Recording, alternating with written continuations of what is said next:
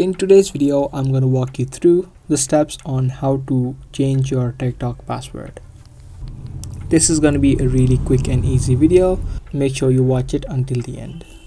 From the home screen of your TikTok, tap on your profile icon on the bottom right, and then tap on the three lines up top and tap on settings and privacy.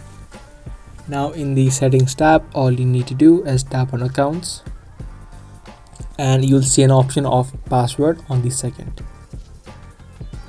Now a 6-digit code will be sent to your email address, which is linked to your TikTok. You'll need to enter the code to continue.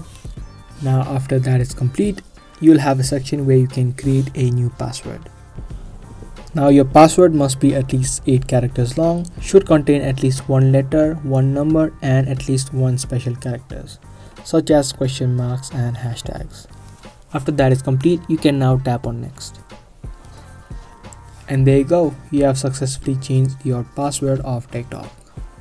Now the next time you log into your TikTok account, make sure you enter in the new password instead of the old one. That's gonna be all for today's video. If you guys liked this video, then make sure to subscribe, share, and also give this video a thumbs up. That's gonna be all for today, and I'll see you in the next one.